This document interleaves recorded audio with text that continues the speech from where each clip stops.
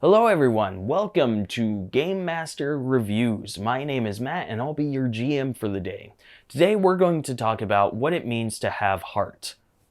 No, not this heart, this heart. That's right, Heart the Say Beneath. What is it, and is it worth your time, and is it worth your money? So Hukba, or Heart as we'll shorten it to, is a narrative tabletop role-playing game written by Grant Howitt and Christopher Taylor. It is set on a location called The Heart.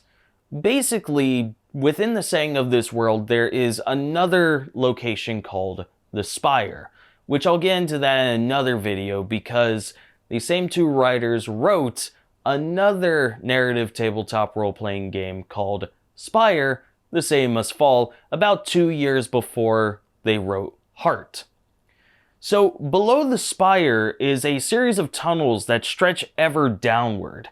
The farther anyone travels down the tunnels, the closer they get to the heart, an eldritch something. And the closer you are to this eldritch something, the less reality seems to mean anything anymore. Time, space, human decency, everything just ceases to work as it's supposed to. The players take on the role of delvers, a group of people that have descended into the heart for one reason or another and have now been twisted or adapted to life in the Say Beneath.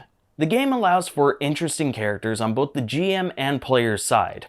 There are 4 races to choose from: Aelfir, which are high elves, dark elves, gnolls, and humans. And alongside those 4 races, the players get to choose from one of 9 classes, each of which is incredibly unique to the system and have incredibly unique abilities as well. On the GM side, imagination is your only limitation. The writers included a number of adversaries, items, and locations to use in order to set the tone of the heart. It's up to you as to if you decide to use them or not. My suggestion? Go ahead and use them for your first game until you get more accustomed to the setting. Afterwards, make the heart yours. Now, I know what you're probably wondering. A few questions for me. How does this system run? Is it easy to learn? Should I just stick to the gold standard that is D&D 5e and maybe just recreate the world in that system? Well, I'd actually argue that this system is a lot easier than D&D 5e. I'm not going to go too in-depth over the system because that's the job of the book, but I'd summarize the gameplay as being a reactionary narrative system. Basically, you, the GM, create whatever the world is, as well as the stakes that the players are dealing with. Then you sit back and watch. The only time that you are ever acting against the player is when you are acting against their own roles. To better explain, let me give you an example. Let's say you have a combat. You explain what the players are fighting, and then you let the players do whatever they do. And the sky's the limit. They can do whatever they want to do. You only roll whenever you are going to determine the amount of stress that the players take, as well as if there is a fallout. Stress and fallout are terms which, again, if you read the book, you'll understand more about them. But to put it simply, stress is health, and fallout is the result of stress. In terms of setup for sessions, you don't need a lot of time. 30 minutes to an hour before session should be plenty for you to be ready. You only have to set up a delve, adversaries, maybe a haven, and items before session. And the thing about this system is it's very rules light. It's more flavor text than anything, not mechanical. Guaranteed, after a session or 2, you'll know what you're doing and you can cut that time down to a minimum of 20 minutes. So what is the big sell of this system? What makes this system more unique or more interesting than every other TTRPG out there? Well, I'd argue that the system itself is a really big sell for this game. It guarantees that there will always be continual stakes no matter how many sessions you've played. There is no meta or a means of breaking the game. No, the players will always have to be on their feet if they want to survive. But bigger than that, though, is the setting. You see, Heart is an extremely unique setting. If you're a fan of horror or the feeling of grimdark, I cannot recommend this book enough.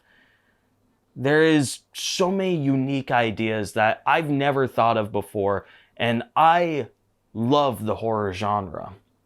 On the player side, for selling this, there's a thing called Zenith abilities. Basically, abilities that the players can pick up that completely alter the setting itself. Literal canon abilities that can destroy entire havens or summon angels to fight for you at the cost of their own lives. It guarantees that the player, although gone, will leave a memorable mark on the heart beneath. An even bigger reason to buy this book, though, is the art, which I've hopefully been showing throughout this video. It was created by, and I think I'm pronouncing his name correctly, Felix Mile. I'll leave a link to his stuff down below so you can admire some of his other works. You see, it gives a very Darkest Dungeon vibe, you know? With the dark eyes and oppressive nature. Crazy enough, there's actually a section in this book that has a list of suggested media for you to look into in order to get an idea of how to run this game or what the feeling should be like. And Darkest Dungeons is not on the list. I'm sure that there was some inspiration maybe on Felix's part, but I digress. His art is amazing, and I hope to see more of his work in future books or just in the future in general, because he is extremely talented. I think the only issue I have with this book is on the player side, actually. The amount of classes. You see, everything that the GM can use is simple numbers and imagination. Literally, the sky's the limit. A GM can make whatever he wants. But the players have 9 classes to choose from. If you're playing with a group of 4, you have 2 games before basically every class has been used. And there isn't too much to the classes to invoke uniqueness with every playthrough. I would love for there to be more classes if I was ever to run this game for a long period of time. Though I'm probably am just being greedy because I want to see more of Felix Mile's glorious artwork. Anyways, at the time of this recording, you can order this book off of their website, rowanrookanddecker.com, for as low as $20 if you are willing to just go with a PDF.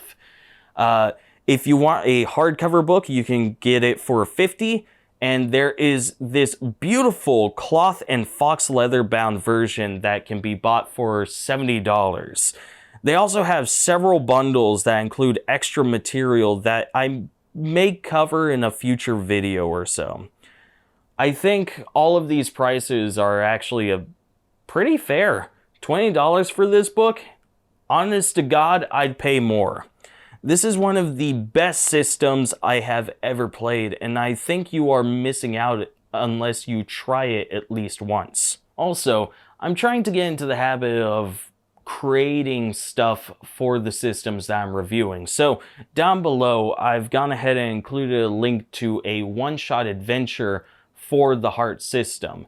It's nothing fancy, I made it in Microsoft Word, but if you're the type of person that requires a written adventure before you can fully understand the system, hopefully it is to your standards. I actually learned about halfway into writing my little adventure that on the website I mentioned before, there is a Heart the City Beneath Quick Start Rules, which actually has all of the rules for running the game, as well as a single adventure called Drowned, where the players have to stop the drowned queen from submerging the entire heart in salt water.